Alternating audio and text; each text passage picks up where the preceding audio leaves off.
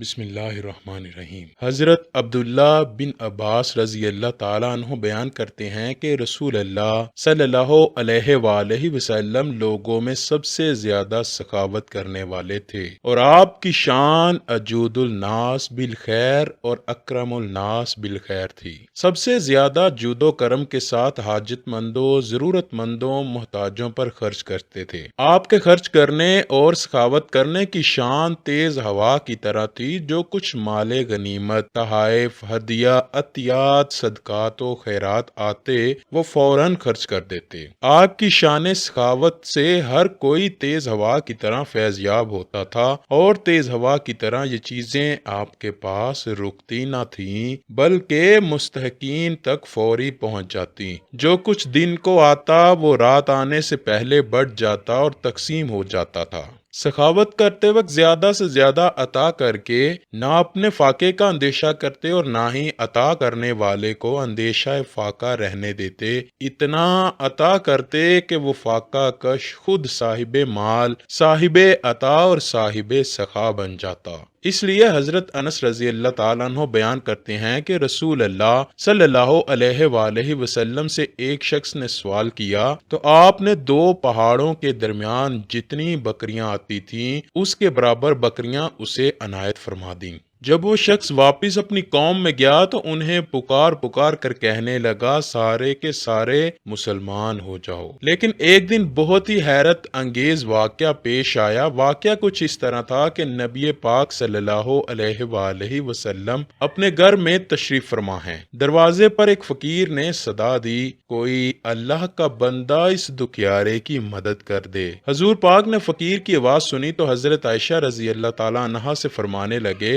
عائشہ فقیر کے کھانے کے لیے گھر میں اگر کچھ ہے تو لے آؤ۔ حضرت عائشہ نے فرمایا، حضور ہم تو خود 2 دن سے فاقے سے ہیں۔ پھر بھی حضرت عائشہ نے سارا گھر دیکھا لیکن کچھ کھانے کو نہ ملا۔ اللہ اکبر، دونوں جہانوں کے سردار ہیں اور عالم یہ ہے کہ 2 دن سے فاقے سے ہیں۔ خیر، فقیر نے نبی پاک کا نام لے کر پھر سے صدا لگائی کہ مجھ غریب کے بچے بھوک سے مر جائیں گے، مجھے کچھ کھانے کو دیجیے۔ یا رسول اللہ، میرے بچے گھر میں میرا انتظار کر رہے ہیں، وہ آس لگائے بیٹھے ہیں کہ رسول اللہ کی بارگاہ سے ہمیں کوئی نہ کوئی چیز مل ہی جائے گی، لہٰذا اگر گھر خالی ہاتھ واپس لوٹا تو ان کی امیدیں ٹوٹ جائیں گی۔ حضور پاک کے پاس ایک کھجور کی گٹھلی پڑی تھی جو کہ 3 دن سے وہاں پڑی تھی۔ آپ نے وہ گٹھلی اٹھائی اور باہر جا کر فقیر کو تھما دی اور فرمایا، اس وقت گھر میں اس کے علاوہ کوئی چیز نہیں۔ فقیر نے دل میں سوچا کہ میں اس گٹھلی کا کیا کروں گا۔ اس سائل نے وہ گٹھلی لی اور گھر واپس چلا گیا۔ گھر جا کر اس نے کہا، اللہ کے نبی کے گھر میں بھی گٹھلی کے سوا کچھ نہیں جو عنایت فرماتے۔ تو یہ سن کر وہ رونے لگے۔ پھر جب انہیں بھوک نے خوب ستایا اور بھوک کی وجہ سے نڈال ہونے لگے تو اچانک اس آدمی نے وہی گٹھلی اپنے منہ میں رکھی اور اسے چوسنے لگا۔ اس نے محسوس کیا کہ اس گٹھلی میں سے دودھ اور شہد نکل کر اس کے حلق میں داخل ہو رہا ہے۔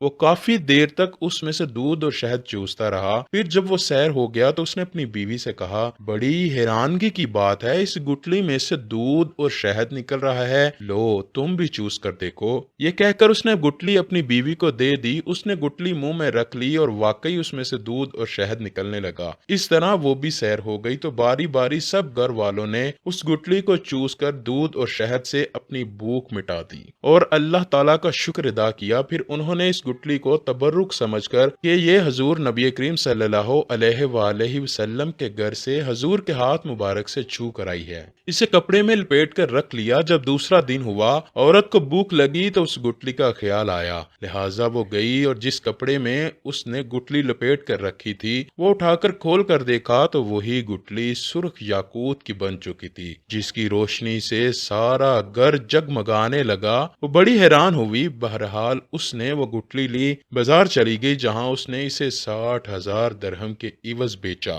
اس طرح نبی کریم صلی اللہ علیہ وآلہ وسلم کی برکت سے ان کی بھوک بھی ختم ہوئی، افلاس اور تنگ دستی بھی دور ہو گئی۔ آئیے دوستو مل کر اللہ پاک سے دعا کرتے ہیں کہ وہ ہم سب کی بھوک اور تنگ دستی کو حضور پاک صلی اللہ علیہ وآلہ وسلم کی سخاوت کے صدقے میں ختم فرما دے۔ کمنٹ سیکشن میں آمین لکھنا مت بھولیے گا، نہ جانے کس کی آمین سے ہماری دعائیں قبول ہو جائیں۔